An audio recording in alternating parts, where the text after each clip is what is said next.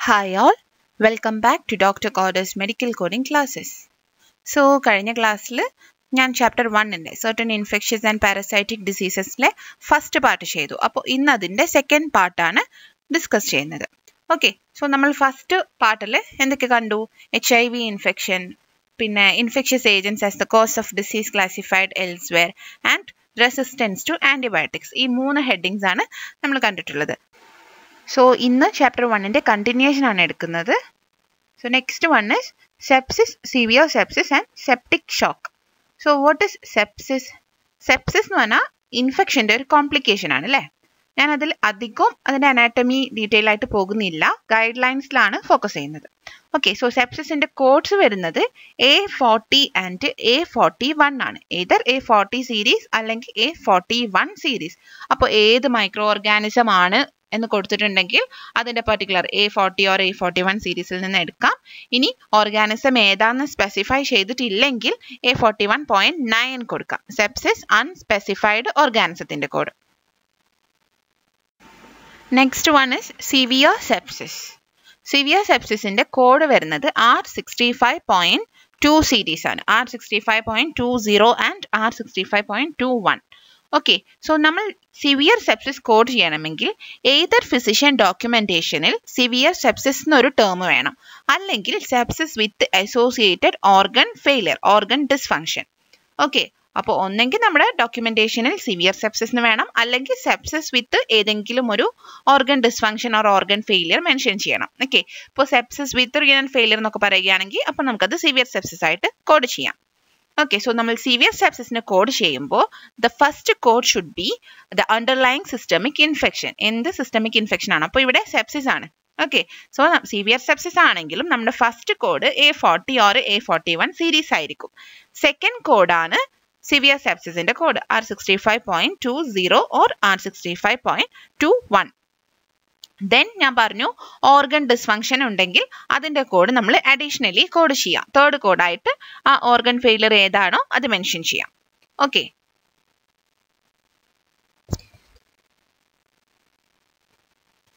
So even the question severe sepsis ആണെങ്കിൽ പോലും നമുക്ക് ഫസ്റ്റ് സിവിയർ സെപ്സിസിന്റെ കോഡ് R65.2 ഒരിക്കലും കോഡ് ചെയ്യാൻ പാടില്ല. ഈ R65.2 ഒരിക്കലും ഒരു ഫസ്റ്റ് കോഡായിട്ട്, പ്രിൻസിപ്പൽ കോഡായിട്ട് വരില്ല.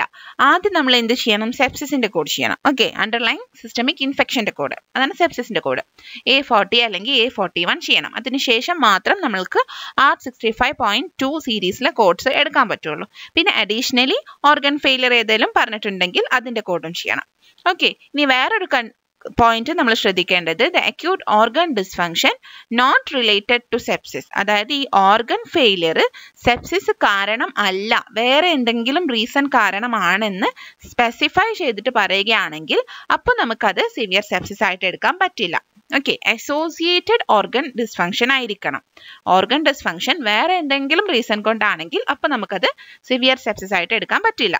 നമ്മൾ സെപ്സിസും പിന്നെ ആ പെർട്ടിക്കുലർ ഓർഗൻ ഫെയിലിയർ എന്താണോ അതും സെപ്പറേറ്റ് ആയിട്ട് തന്നെ കോഡ് ചെയ്യണം. ഇനി septic shock means circulatory failure associated with sepsis. Sepsis ഉള്ള പേഷ്യന്റിന് സർക്കുലേറ്ററി ഫെയിലിയർ വരുന്ന കേസിലാണ് സെപ്റ്റിക് ഷോക്കിന്റെ കോഡ് എടുക്കേണ്ടത്. ഇനി നമ്മൾ സെപ്റ്റിക് ഷോക്കിന് കോഡ് ചെയ്യുകയാണെങ്കിലും നമ്മൾ ഫസ്റ്റ് എന്ത് കോഡ് ചെയ്യണം? അണ്ടർലൈങ് സിസ്റ്റമിക് ഇൻഫെക്ഷൻ, സെപ്സിസിന്റെ കോഡ് ചെയ്യണം. A40 ഓർ A41 കോഡ് ചെയ്യണം. അതിനുശേഷമാണ് നമ്മൾ സിവിയർ സെപ്സിസ് വിത്ത് സെപ്റ്റിക് ഷോക്ക് എന്നുള്ള കോഡ് R65.21 കൊടുക്കണം. ഓക്കെ, ഇനി ഇവിടെയും എന്തെങ്കിലും ഒരു organ failure, associated organ failure ഉണ്ടെങ്കിൽ അതിന്റെ കോഡ് അഡീഷണലി തേർഡ് കോഡായിട്ട് കൊടുക്കാം. ഇനി next one sepsis or severe sepsis with localised infection. അതായത് പേഷ്യൻറ്റിന് സെപ്സിസോ സിവിയർ സെപ്സിസോ ഉണ്ട്, അഡീഷണലി എന്തെങ്കിലും ഒരു localised infection, example pneumonia, cellulitis, അങ്ങനെ എന്തെങ്കിലും ഒരു കണ്ടീഷൻ അഡീഷണലി ഒരു ലോക്കലൈസ്ഡ് ഇൻഫെക്ഷനും കൂടെ ഉണ്ടെങ്കിൽ അപ്പോൾ നമ്മൾ എങ്ങനെയാണ് കോഡ് ചെയ്യേണ്ടത് നോക്കാം. അതിൽ ഫസ്റ്റ് വൺ എയിൽ പറയുന്നത് reason for admission is sepsis. അതായത് പേഷ്യന്റ് ഹോസ്പിറ്റലിൽ വരുന്നത് സെപ്സിസ് ആയിട്ടാണ്, പിന്നെ അഡീഷണലി പേഷ്യന്റിന് ഒരു ലോക്കലൈസ്ഡ് ഇൻഫെക്ഷനും ഉണ്ട്. അപ്പോൾ അങ്ങനത്തെ കേസിൽ നമ്മൾ എന്ത് ചെയ്യണം? ഫസ്റ്റ് കോഡ് സെപ്സിസിന്റെ code A40 or A41 series. അതിനുശേഷം സെക്കൻഡ് കോഡ് ഈ ലോക്കലൈസ്ഡ് ഇൻഫെക്ഷൻ എന്താണോ അതിന്റെ കോഡ് ചെയ്യുക. ഇപ്പോൾ സെപ്സിസ് ആയിട്ട് വന്ന പേഷ്യന്റിന് പിന്നെ ലോക്കലൈസ്ഡ് ഇൻഫെക്ഷൻ ന്യൂമോണിയ ആണെങ്കിൽ അപ്പോൾ നമ്മൾ ഫസ്റ്റ് കോഡായിട്ട് A40 or A41 സീരീസ് കൊടുക്കാം.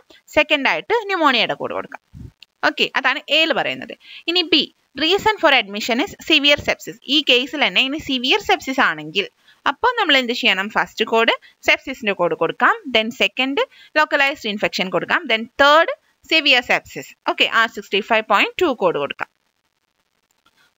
ഇനി third one, reason for admission is localised infection. ഇനി ന്യൂമോണിയ ആയിട്ട് ഏതെങ്കിലും ഒരു ലോക്കലൈസ്ഡ് ഇൻഫെക്ഷൻ, ഒരു എക്സാമ്പിളാണ് ഞാൻ പറയുന്നത്. ഇപ്പോൾ ന്യൂമോണിയ ആയിട്ടാണ് പേഷ്യന്റ് വരുന്നത്. ആഫ്റ്റർ അഡ്മിഷൻ ആണ് പേഷ്യന്റിന് സെപ്സിസോ സിവിയർ സെപ്സിസോ ആവുന്നത്. അപ്പോൾ നമ്മൾ എന്ത് ചെയ്യണം? ഫസ്റ്റ് ആ ലോക്കലൈസ്ഡ് ഇൻഫെക്ഷൻ, ന്യൂമോണിയ ആണെങ്കിൽ ഫസ്റ്റ് ന്യൂമോണിയയുടെ കോഡ് കൊടുക്കണം. അതിനുശേഷം നമ്മൾ സെപ്സിസ് ഉണ്ടെങ്കിൽ സെപ്സിസിന്റെ കോഡ് കൊടുക്കാം, സിവിയർ സെപ്സിസ് ഉണ്ടെങ്കിൽ സിവിയർ സെപ്സിസിന്റെ കോഡ് കൊടുക്കാം, ഓർഗൻ ഫെയിലിയർ ഉണ്ടെങ്കിൽ അതിന്റെ കോഡും കൊടുക്കാം. അപ്പോൾ നമ്മൾ റീസൺ ഫോർ അഡ്മിഷൻ ഏതാണെന്ന് നോക്കാം. അതിനനുസരിച്ച് റീസൺ ഫോർ അഡ്മിഷൻ സെപ്സിസ് ആണെങ്കിൽ സെപ്സിസ് ഫസ്റ്റ് കൊടുത്തിട്ട് then localised infection. Reason for admission localised infection ആണെങ്കിൽ first localised infection then sepsis.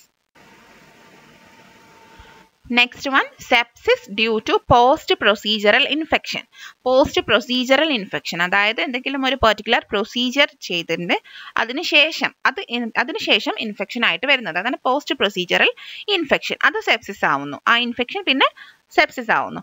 അങ്ങനത്തെ കേസിൽ നമ്മൾ ഫസ്റ്റ് കൊടുക്കേണ്ടത് ഇൻഫെക്ഷൻ ഫോളോയിങ് പ്രൊസീജിയർ, അതായത് T81.40 to T81.43 സീരീസിൽ നിന്നാണ് കോഡ് വരുന്നത്, ഇൻഫെക്ഷൻ ഫോളോയിങ് പ്രൊസീജിയർ. ഇനി സെക്കൻഡ് കോഡ് വരുന്നത് T81.44 സെപ്സിസ് ഫോളോയിങ് പ്രൊസീജിയർ. പിന്നെ third code to identify infectious agent ഏതാണെന്ന് ഐഡന്റിഫൈ ചെയ്യാനുള്ള കോഡ്. അത് നമ്മൾ മൈക്രോ ഓർഗാനിസത്തിന്റെ കോഡ് എവിടുന്നാണ് എടുക്കുന്നത്? B95 to B97. നമ്മൾ ഈ ചാപ്റ്ററിലെ പാർട്ട് 1 ഡിസ്കസ് ചെയ്തതാണ്. Then fourth code severe sepsis ആണെങ്കിൽ R65.2 കൊടുക്കാം. അസോസിയേറ്റഡ് ഓർഗൻ ഫെയിലിയർ ഉണ്ടെങ്കിൽ അതിന്റെ കോഡും അഡീഷണലി കൊടുക്കാം. ഇനി next one, sepsis and severe sepsis associated with a non-infectious process or condition. അതായത് ഏതെങ്കിലും ഒരു നോൺ ഇൻഫെക്ഷ്യസ് പ്രോസസ്, എക്സാമ്പിൾ ഒരു ട്രോമ ഒക്കെ കാരണം ആ ട്രോമ പിന്നെ ഇൻഫെക്ഷൻ ആയി പിന്നെ സെപ്സിസ് ആയി, അങ്ങനെ വരുന്ന കേസ് ആണെങ്കിൽ അപ്പോൾ നമ്മൾ ഫസ്റ്റ് എന്ത് കോഡ് ചെയ്യണം? ഈ പർട്ടിക്കുലർ നോൺ ഇൻഫെക്ഷ്യസ് കണ്ടീഷൻ എന്താണോ അതിന് കോഡ് ചെയ്യണം.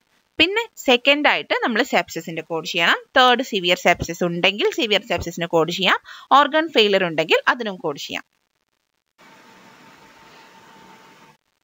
Next one, methicillin resistant staphylococcus aureus conditions അല്ലെങ്കിൽ MRSA കണ്ടീഷൻസ്. അതിലെ first one, combination codes for MRSA conditions. അതിൽ പറയുന്നത് നോക്കാം. If combination code is present for infection and causal organism do not code B95.62. അതായത് ഒരു combination code ഏത് infection ആണെന്നും causal organism ഏതാണെന്നും ഉള്ളതിന് ഒരു സിംഗിൾ കോഡ്, ഒരു കോമ്പിനേഷൻ കോഡ് ഉണ്ടെങ്കിൽ നമ്മൾ പിന്നെ സെപ്പറേറ്റ് B95.62 എന്ന് പറഞ്ഞ ഓർഗാനിസത്തിന്റെ കോഡാണ്, അത് നമ്മൾ സെപ്പറേറ്റ് കോഡ് ചെയ്യേണ്ട ആവശ്യമില്ല. ഒരു ഉദാഹരണം പറയുകയാണെങ്കിൽ നമുക്ക് സെപ്സിസ് ഡ്യൂ ടു MRSA ആണ് നമ്മുടെ ക്വസ്റ്റ്യൻ. അപ്പം നമ്മൾക്ക് അതിനൊരു കോമ്പിനേഷൻ കോഡ് ഉണ്ട് A41.02. അതൊരു കോമ്പിനേഷൻ കോഡാണ്. സെപ്സിസ് ഡ്യൂ ടു MRSA ആണ് അതിന്റെ ഡിസ്ക്രിപ്ഷൻ. അപ്പോൾ അവിടെ ഓൾറെഡി ഇൻഫെക്ഷൻ സെപ്സിസും ഓർഗാനിസം MRSAയും രണ്ടും ആ കോഡിൽ തന്നെ A41.02 തന്നെ ഡീറ്റെയിൽ ആയിട്ട് പറയുന്നുണ്ട്. അപ്പൊ പിന്നെ നമ്മൾ അഡീഷണലി എന്ത് കോഡ് ചെയ്യേണ്ട ആവശ്യമില്ല? B95.62 അഗെയിൻ കോഡ് ചെയ്യേണ്ട ആവശ്യമില്ല. ഓക്കെ, നേരെ മറിച്ച് അവിടെ ഓർഗാനിസം സ്പെസിഫൈ ചെയ്യുന്നില്ലെങ്കിൽ, ജസ്റ്റ് ഇൻഫെക്ഷൻ മാത്രമേ ഉള്ളൂ എങ്കിൽ അപ്പോൾ നമ്മൾ സെപ്പറേറ്റ് B95.62 അഡീഷണലി കോഡ് ചെയ്യണം. അതാണ് നെക്സ്റ്റ് വണ്ണിൽ പറയുന്നത്. Other codes for MRSA infection, if combination code is not present, code separately type of infection and B95.62.